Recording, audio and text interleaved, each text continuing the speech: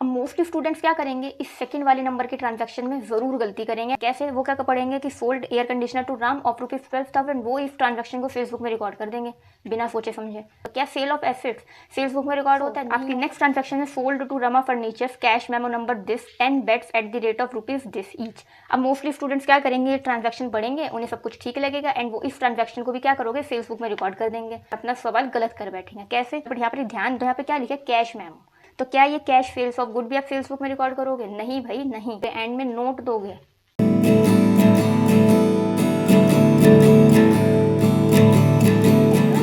This is कोमल। सो आप सब कैसे हो? आई होप आप सब एकदम बढ़िया होंगे, राइट? बढ़िया हो, कमेंट में बताना कि आप सब कैसे हो। सो आज हम कर रहे हैं क्लास 11th अकाउंटेंसी का चैप्टर सब्सिडरी बुक्स, राइट? ये चैप्टर की वीडियो नंबर 3 है। आपसे पहले ऑलरेडी 2 वीडियोस इस चैप्टर के अपलोड हो गए हैं। आई होप आपने देखे होंगे, नहीं देखे तो डिस्क्रिप्शन बॉक्स में लिंक है इन दोनों वीडियोस का, अभी चेकआउट कर लो, ठीक है? सो आज के इस वीडियो में मैं आपके साथ क्या डिस्कस करने वाली हूँ आपको पता ही होगा, थंबनेल पे देखा होगा ना, तभी तो वीडियो पे क्लिक करा है। सो आज के इस वीडियो में हम डिस्कस करेंगे कि फेसबुक क्या होता है, राइट? फेसबुक क्या होती है, फेसबुक क्यों बनाई जाती है, फेसबुक में किस चीज़ की रिकॉर्डिंग करी जाती है, कैसे बनाते हैं, फॉर्मेट क्या होता है एंड प्रैक्टिकल क्वेश्चंस को कैसे सॉल्व करते हैं फेसबुक के, सब इस वीडियो में जानेंगे। प्लीज़ वीडियो में एंड तक बने रहिएगा। इस एक वीडियो में आप फेसबुक के बारे में सब कुछ जान जाओगे और मैं आपके साथ एंड में प्रैक्टिकल क्वेश्चन को भी सॉल्व करूंगी, ठीक है? सो ऐसा मत करना कि थोड़ी सी वीडियो देखो समझ में आ जाए तो स्किप कर दो, ऐसा मत करना। पूरा क्वेश्चन समझ के जाना, क्वेश्चन को सॉल्व कैसे करना है वो भी एंड तक देखना, ठीक है? समझ के जाना। सो स्टार्ट करते हैं अपनी आज की class. So guys, first video में मैंने आपके साथ डिस्कस करा था सब्सिडरी बुक्स क्या होती हैं, क्यों बनाई जाती है, राइट? उनके बेसिक कॉन्सेप्ट को डिस्कस करा था। सो देखो, जैसे कि लास्ट वीडियो में हमने परचेज बुक को समझा था कि मैंने आपको बताया था परचेज बुक क्या होती है, सबको पता ही होगी क्या होती है, देखी है वो वीडियो? चलो मैं आपको बता देती हूँ। इन शॉर्ट, परचेज बुक में क्रेडिट परचेज ऑफ गुड्स को रिकॉर्ड करा जाता है, राइट? इतना क्लियर है ना? तो इसी तरह क्या होता है, सेल्स बुक भी एक सब्सिडरी बुक है। सब्सिडरी बुक का एक टाइप है सेल्स बुक। इसमें किस चीज़ की रिकॉर्डिंग करी जाती है, क्रेडिट सेल ऑफ गुड्स की रिकॉर्डिंग इसमें करी जाती है। मतलब देखो, आप सबको पता है कि गुड्स क्या होता है। गुड्स मतलब बेसिकली बिजनेस जिन प्रोडक्ट्स में डील कर रहा है ना, वो बिजनेस के गुड्स होते हैं। जैसे मैंने आपको लास्ट वीडियो में भी समझाया था, एक एसी का शोरूम है जो कि एसी को रीसेल करते हैं, एसी को परचेज करते हैं एंड देन रीसेल करते हैं। तो एक एसी के शोरूम के लिए एसी गुड्स हैं, एक मेडिकल शॉप के लिए मेडिसिन गुड्स हैं, राइट? इसी तरह गारमेंट्स की शॉप है तो उनके लिए जो क्लॉथ्स हैं, जो गारमेंट्स हैं, वो गुड्स हैं। तो बेसिकली बिजनेस जिस प्रोडक्ट में डील कर रहा है ना, जो बिजनेस प्रोडक्ट परचेज करता है रीसेल करने के पर्पज से, वो बिजनेस के गुड्स होते हैं, राइट? तो वही बिजनेस के क्या होते हैं, गुड्स होते हैं। इतना क्लियर है? अभी देखो, जब भी गुड्स को क्रेडिट पे सेल करा जाता है, यानी उधार में माल बेचा जाता है, तो उस क्रेडिट सेल ऑफ गुड्स को कौन से बुक में रिकॉर्ड करा जाता है, सेल्स बुक में रिकॉर्ड करा जाता है। आई होप आपको इतना क्लियर होगा। इतनी चीज समझ गए ना कि सेल्स बुक में कौन से ट्रांजैक्शंस की रिकॉर्डिंग करी जाती है, क्रेडिट सेल ऑफ गुड्स की। यानी जब भी उधार में माल बेचा है सप्लायर ने, सेलर ने कस्टमर को, तो वो कहाँ पे रिकॉर्ड करेगा, सेल्स बुक में रिकॉर्ड करेगा। अब किस बेसिस पे रिकॉर्ड करेगा, जब सेलर, देखो, जब सेलर ने गुड्स सेल करे हैं क्रेडिट पे, तो वो कस्टमर को कोई इनवॉइस या कोई बिल तो इशू करता है ना? तो उस इनवॉइस या उस बिल के बेसिस पे ही सेल्स बुक में रिकॉर्डिंग करी जाती है ना? वो एक एविडेंस हो जाता है, एक होता है ना सोर्स डॉक्यूमेंट, एक एविडेंस की, अच्छा ये ट्रांजेक्शन हुई थी, क्रेडिट पे गुड्स सेल हुए हैं, तो वो उनके लिए एक सोर्स डॉक्यूमेंट बन जाता है, एक एविडेंस बन जाता है ना? तो इनवॉइस या बिल जो कि कस्टमर को इशू करी जाती है, उसी बेसिस पे रिकॉर्डिंग करी जाती है सेल्स बुक में। किसकी रिकॉर्डिंग करी जाती है, क्रेडिट सेल ऑफ गुड्स की। आई होप इतना क्लियर होगा, राइट? अभी देखो, मोस्ट इंपॉर्टेंट 2 बातों का ध्यान रखना कि इस बुक में कौन से ट्रांजेक्शन की रिकॉर्डिंग नहीं की जाती, वो याद रखना। हमने तो समझ लिया किस चीज़ की रिकॉर्डिंग करी जाती, समझने वाली इंपॉर्टेंट बात ये किसकी रिकॉर्डिंग नहीं की जाती। तो सबसे पहले अगर मैं आपसे पूछूं कि अगर गुड्स को सेल करा गया है कैश में, यानी गुड्स को सेल करा एंड कस्टमर ने उनकी पेमेंट कर दी उसी टाइम ऑन द स्पॉट, है ना? तो क्या वो भी सेल्स बुक में रिकॉर्ड होंगे? सोच के बताओ।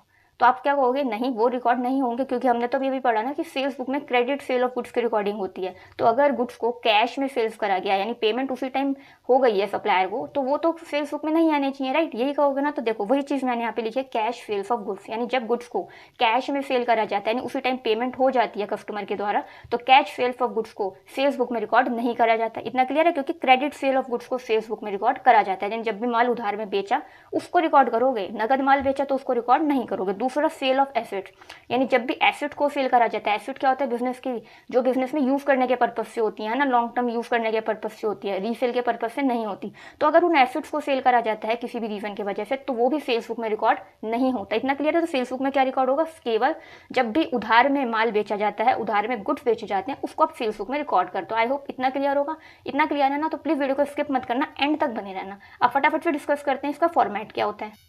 क्योंकि क्वेश्चन सॉल्व करते हुए तो आपको फॉर्मेट बनाना पड़ेगा ना, इसलिए फटाफट से फॉर्मेट को समझते हैं डिटेल में, और एंड में भी क्वेश्चन भी मैं आपके साथ सॉल्व करूंगी, तो प्लीज उसको भी समझ के जाना, स्किप बिल्कुल भी मत करना। तो देखो सबसे पहले गाइस क्या करते हैं, जैसे परचेज बुक में लिखते थे ऊपर, उसी तरह से यहाँ पे भी लिखते हैं। सबसे पहले क्या लिखते हैं ऊपर, इन दी बुक्स ऑफ डैश, यानी क्वेश्चन में आपको नेम मेंशन होगा कि किसकी बुक्स में रिकॉर्डिंग करी जा रही है, तो उसका नाम यहाँ पर आता है, ठीक है। तो आपको क्वेश्चन में नेम मेंशन होता है, वही आपको लिखना होता है। नीचे आप सेल्स बुक बना रहे हो तो नीचे आपको क्या लिखना है, सेल्स बुक। इतना क्लियर है। अभी देखो इसमें कॉलम्स होते हैं, 8 to 10 कॉलम्स होते हैं, अलग अलग, वो डिपेंड करते हैं क्वेश्चन पे। मैं भी आपको समझाती हूँ। देखो फर्स्ट कॉलम तो डेट का ही होता है, जो आपको क्वेश्चन में डेट मेंशन होगी वो आप इस कॉलम में लिखोगे। सेकंड होता है पर्टिकुलर्स का कॉलम। इसमें क्या होता है, देखो सेल्स बुक में मैंने आपको क्या बताया कि क्रेडिट सेल ऑफ गुड्स को रिकॉर्ड करा जा रहा है, तो सप्लायर ने या सेलर ने बेसिकली जिन भी कस्टमर्स को उधार में माल बेचा है ना, तो उन कस्टमर्स का नाम और उनकी डिटेल्स यहाँ पर आती है, उन कस्टमर्स का या बायर का नेम मेंशन करा जाता है, प्लस उन्होंने जो गुड्स परचेस करे हैं ना, वो कितनी क्वांटिटी में परचेस करें हैं, किस प्राइस पे परचेस करें, तो वो price and quantity of goods को भी यहाँ पर मेंशन करा जाता है। तो बेसिकली उस क्रेडिट सेल की डिस्क्रिप्शन यहाँ पे लिखते हो कि किसको सेल करा है, name of buyer and goods की क्वांटिटी एंड प्राइस को मेंशन करा जाता है, वो सब आपको क्वेश्चन में गिवन होता है। क्लियर है। थर्ड आपको कॉलम बनता है इनवॉइस नंबर का। फोर्थ आपको कॉलम बनता है लेजर फोलियो का, जो बेसिकली बनाना होता है बट यूज नहीं आता। अभी देखो डिटेल्स के कॉलम में आप क्या करते हो कि जो आपको प्राइस एंड क्वांटिटी दी हुई होती है, सपोज 10 पेंसिल सेल करी हैं eight the rate of ₹5 each, है ना, तो एक पेंसिल 5 रुपये की और 10 पेंसिल सेल करी, ये मैं एक एग्जाम्पल के लिए समझा रही हूँ। तो टोटल कितने 50 हुई, तो वो 50 ये वो डिटेल्स के कॉलम में आप लिखोगे। ट्रेड डिस्काउंट अगर आपको गिवन है तो वो ट्रेड डिस्काउंट आप यहाँ मेंशन करोगे, एंड प्लस वो एंड माइनस आप इस वाले कॉलम में करोगे। फ्रेट गिवन है तो इस कॉलम में करोगे। तो बेसिकली ट्रेड डिस्काउंट माइनस करना, फ्रेट ऐड करना, वो सब भी जो भी कैलकुलेशन होती है ना, प्लस माइनस, वो आप डिटेल वाले कॉलम में करते हो। क्लियर है इतना। नेक्स्ट देखो सेल वैल्यू का कॉलम बनता है, बेसिकली जो भी लिस्ट प्राइस होता है, लिस्ट प्राइस में से ट्रेड डिस्काउंट माइनस करने के बाद जो अमाउंट आता है वो सेल वैल्यू होती है, कि बेसिकली इतने अमाउंट की सेल है, ये वो वैल्यू होती है सेल्स की, है ना। तो वो आप सेल वैल्यू में अलग से लिख देते हो इस कॉलम में। और अगर आपको इनके फ्रेट गिवन होता है, होता है ना, कहीं पर ट्रांसपोर्टेशन एक्सपेंस दिया होता है कि इतने अमाउंट ट्रांसपोर्टेशन एक्सपेंस यानी फ्रेट है, सप्लायर ने अपने बिजनेस से गुड्स सेल करे हैं, तो कस्टमर के लोकेशन तक उसको पहुंचाने के लिए जो किराया लगता है, जो भाड़ा लगता है, तो वो भी होता है। तो वो अगर आपको क्वेश्चन में मेंशन होगा तो प्लस तो यहाँ पे करोगे, बट कितने अमाउंट का फ्रेट है वो आप अलग से फ्रेट के कॉलम में लिखते हो। क्लियर है। एंड जो भी टोटल अमाउंट होता है वो आप अमाउंट वाले कॉलम में लिखते हो। तो बेसिकली क्या होता है, लिस्ट प्राइस में से ट्रेड डिस्काउंट माइनस करने के बाद जो अमाउंट आता है वो सेल वैल्यू होती है, कि उतने अमाउंट की सेल करी गई है। क्लियर है। वो आप यहाँ पर होगा, तो सेल वैल्यू में आप इस वाले कॉलम में उस पर्टिकुलर अमाउंट को लिखोगे कि कितनी अमाउंट की सेल करी गई है। उसमें अगर आपको फ्रेट गिवन है तो फ्रेट ऐड कर तो करोगे, वो सब तो आप इस कॉलम में करोगे, बट पर्टिकुलरली अमाउंट कितना है फ्रेट का वो आप इस कॉलम में लिखोगे। तो बेसिकली क्या होता है ना, अमाउंट को डिस्ट्रीब्यूट करते हैं कि सेल कितने अमाउंट की है, फ्रेट कितने अमाउंट का है, एंड टोटल अमाउंट आपने टोटल वाले कॉलम में लिख दिया। इतना क्लियर है। अब देखो गाइस, इन केस अगर आपको फ्रेट गिवन नहीं है क्वेश्चन में, तो आप फ्रेट वाला कॉलम मत बनाना, ठीक है, पर गिवन है तो आप बनाओगे, क्योंकि आपको अलग से शो करना होगा।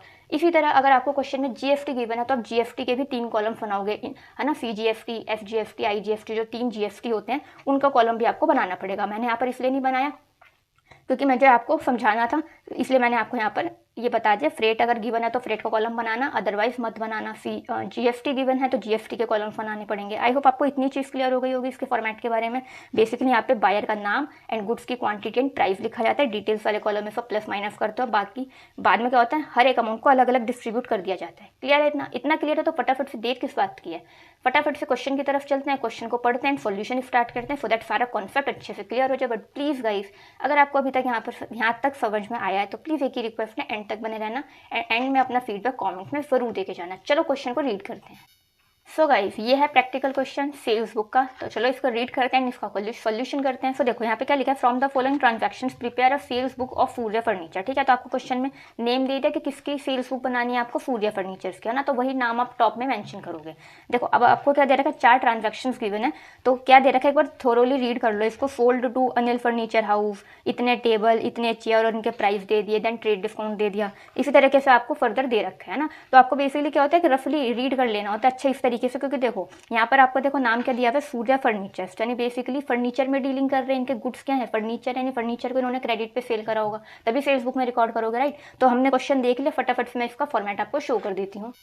सो गाइस, मैंने देखो फॉर्मेट पहले से ही बना के रख लिया, और देखो मैंने ऊपर क्या लिखा बताया था आपको, इन द बुक्स ऑफ आपको लिखना होता है, राइट। तो देखो मैंने वही लिखा इन द बुक्स ऑफ, और आपको क्वेश्चन में नेम मेंशन है सूर्या फर्नीचर्स, राइट, तो मैंने वही लिख लिया सूर्या फर्नीचर्स, नीचे लिखा सेल्स बुक, एंड पूरा फॉर्मेट बना लिया। क्लियर है। अब आप सोच रहे होंगे इसमें मैंने फ्रेट का कॉलम तो बनाया ही नहीं है, या सेल वैल्यू का कॉलम तो बनाया ही नहीं है। अभी मैं आपको बताती हूँ आगे कि वो मैंने क्यों नहीं बनाया। तो इतना क्लियर है आपको, तो फटाफट से इसका सॉल्यूशन हम स्टार्ट करते हैं। Solution number 2। क्लियर है। तो देखो फर्स्ट ट्रांजैक्शन को सबसे पहले रीड करो, उसके बाद मैं आपको बताती हूँ। फर्स्ट ट्रांजैक्शन आपको गिवन है जुलाई 7 की कि अनिल फर्नीचर हाउस, जिसको आपको इनवॉइस नंबर मेंशन है, उनको सेल करा गया। फर्नीचर में डीलिंग कर रहे हैं, सूर्या फर्नीचर है, तो बेसिकली क्रेडिट पे फर्नीचर ही सेल करा होगा। इससे आपको ध्यान रखना है कि बेसिकली किस गुड्स की बात करी जा रही है क्वेश्चन में। अभी देखो 200 टेबल बेची है at the rate of this and 100 chair sale करी है at the rate of this. तो फटाफट से हमें यही चीज़ मेंशन करनी है, क्योंकि हमें सबसे पहले बायर का नेम गिवन है, then price and quantity of goods mention है। तो सबसे पहले हमें यही लिखना है जिस तरीके से हमने परचेज बुक में क्वेश्चन सॉल्व करा था लास्ट वीडियो में। तो फटाफट से मैं लिखते हूँ। सो गाइस देखो सबसे पहले बायर का नेम मेंशन करा, अब क्वांटिटी और प्राइस लिखेंगे गुड्स की। सो देखो मैंने लिख ली इतनी चीज़ जो कि आपको क्वेश्चन में यहाँ पर मेंशन थी, मैंने वही चीज़ यहाँ पर उतार ली है, नोट डाउन कर ली। अब क्या करोगे, इसकी जो मल्टीप्लाई करोगे तो जो अमाउंट निकलेगा वो आप डिटेल वाले कॉलम में लिखोगे। तो फटाफट से देखते हैं, इन दोनों का मल्टीप्लाई करोगे तो कितना आएगा, 30,000। ठीक है, 15 टू 30, 30,000 एंड इन दोनों की मल्टीप्लाई करोगे तो आएगा 10,000। ठीक है, आप देख सकते हो अलग से भी मल्टीप्लिकेशन करके।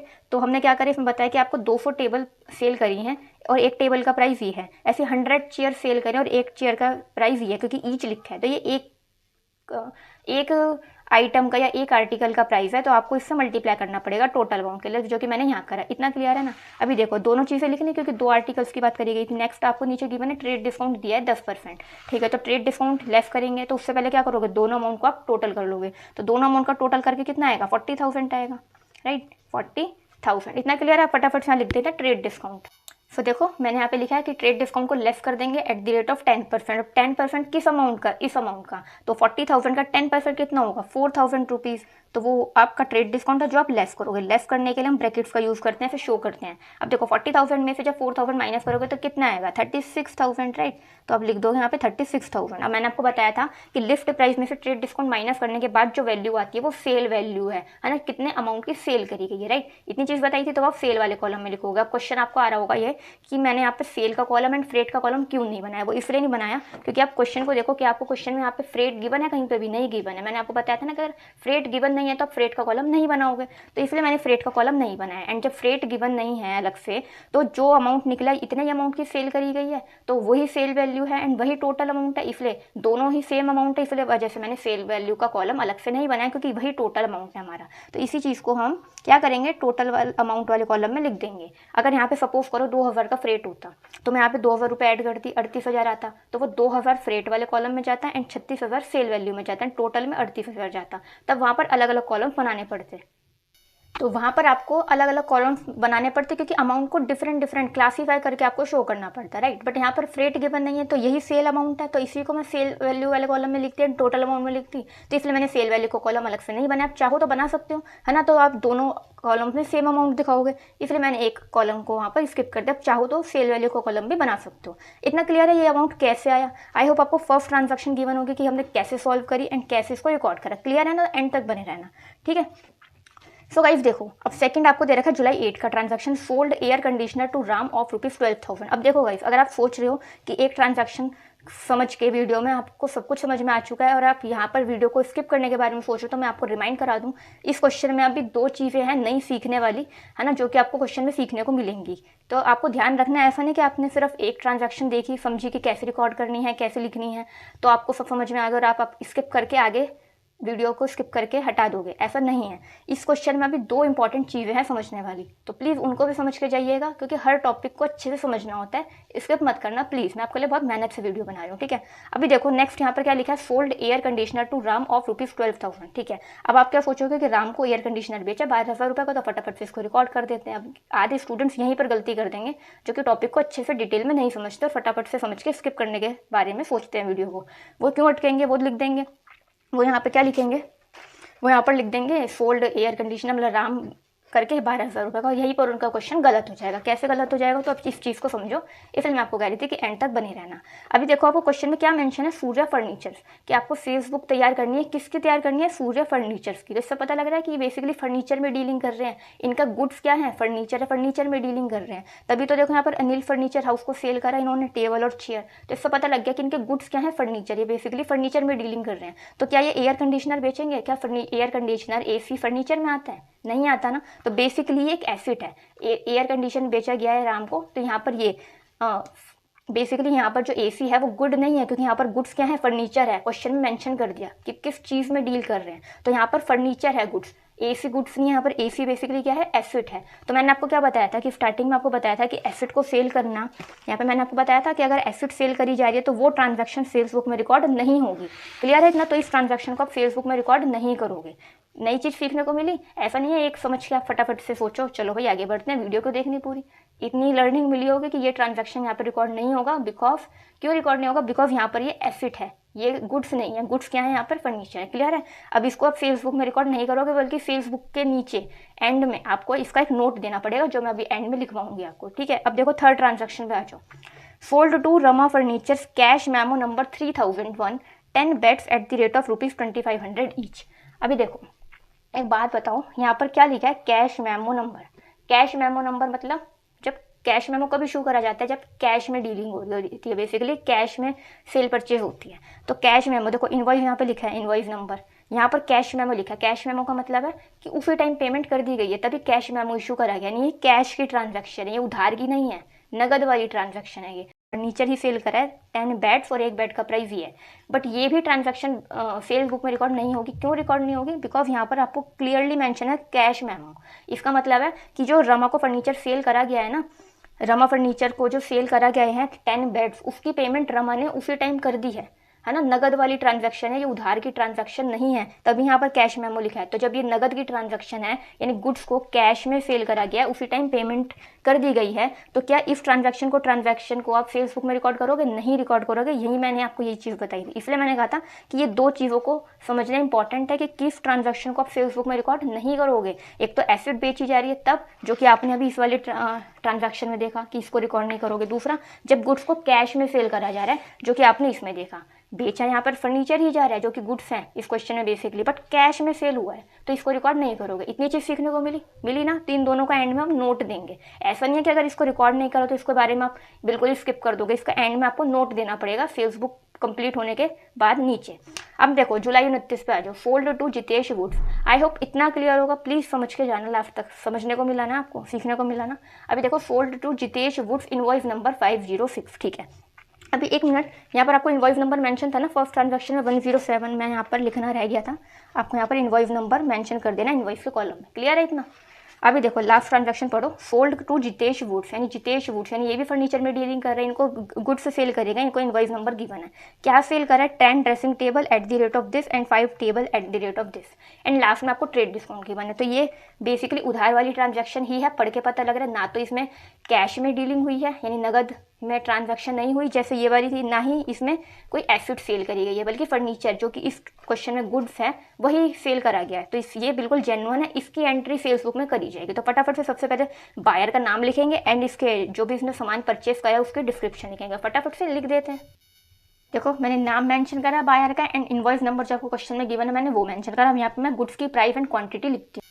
सो गाइस मैंने दोनों ही गुड्स की डिस्क्रिप्शन लिख दी है यहाँ पे। जो बेसिकली यहाँ पर दो चीज़ें खरीदी गई हैं, dressing table and table, price के साथ मैंने यहाँ पर मेंशन कर दिया, देख सकते हो। अब क्या करोगे? अमाउंट को एंड क्वांटिटी को मल्टीप्लाई करके डिटेल के कॉलम में लिखेंगे, राइट। अभी देखो 10 dressing table eight the rate of 1700 each, तो कितने हो गए टोटल? 17,000 हो गए, राइट। तो ये तो आप मल्टीप्लाई तो कर लोगे ना खुद से, क्लियर है ना? इतने मैंने कॉमा लगा दिया। अब देखो 5 टेबल है, 500 रुपये की एक है, तो कितने हो गए? 2500 रुपये की हो गई, 2500 रुपये की। समझ में आया? इतने सी समझ में आया कि दो चीज़ें खरीदी हैं, बेसिकली दो आर्टिकल्स खरीदे हैं अलग अलग, वो मैंने लिख दिया। एंड में आपको ट्रेड डिस्काउंट गिवन है। आप ट्रेड डिस्काउंट से पहले क्या करोगे? दोनों का टोटल करोगे। सो गाइस देखो दोनों को ऐड कर लोगे, कितना आएगा? 19,500 रुपये, राइट। कितना है दोनों को ऐड करके? 19,500 रुपये। अब यहाँ पर आप लिखोगे less trade discount. So guys देखो 19,500 का 10% कितना होगा? 1950 रुपये, राइट। तो इसका 10% आप निकालोगे तो कितना निकलेगा? 1,950, यानी 1950 रुपये। क्लियर है? अब जो ट्रेड डिस्काउंट है माइनस करोगे तो ब्रैकेट्स का यूज़ करोगे, माइनस करा तो ब्रैकेट्स का यूज़ करा। क्लियर है? अब इस अमाउंट में से जब आप इस अमाउंट को लेस करोगे तो आएगा आपको 17,550 रुपये, 17,550 रुपये, राइट। अभी देखो मैंने बताया वही चीज़, लिस्ट प्राइस में से ट्रेड डिस्काउंट माइनस होने के बाद जो अमाउंट होता है वो आपकी सेल वैल्यू होती है, राइट। अब यहाँ पर फ्रेट गिवन नहीं है अलग से, तो इसलिए मैंने सेल वैल्यू और फ्रेट का कॉलम अलग अलग नहीं बना, यही सेल वैल्यू है तो यही टोटल अमाउंट है, इसलिए मैंने इसके टोटल अमाउंट में यहाँ पर हम लिख लेंगे 17,550 रुपये। आई होप आपको इतना क्लियर होगा, इसी अमाउंट को मैंने यहाँ लिख दिया। अभी देखो बस यही 4 ट्रांजैक्शन थे जिसमें से फर्स्ट और फोर्थ ट्रांजैक्शन ही सेल्स बुक में रिकॉर्ड हुई है। आप देख सकते हो 7 एंड 29 जुलाई की। क्लियर है? बीच की 2 ट्रांजैक्शन रिकॉर्ड क्यों नहीं हुई, आई होप आपको रीज़न क्लियर हो गया होगा। उसका भी हमें एंड में नोट भी देना है, बट नोट देने से पहले सबसे पहले इसका टोटलिंग तो कर लें। तो फटाफट से टोटलिंग करते हैं। सो गाइस देखो, अब आप इस अमाउंट का और इस अमाउंट का टोटल करोगे तो आपका टोटल कितना आएगा, 53,550 रुपीज़। ठीक है, कितना, 53,550। क्लियर है, इन दोनों का टोटल करके ये अमाउंट आया। अभी देखो ये एंड में आएगा, यानी जुलाई 31 को ही आएगा, राइट।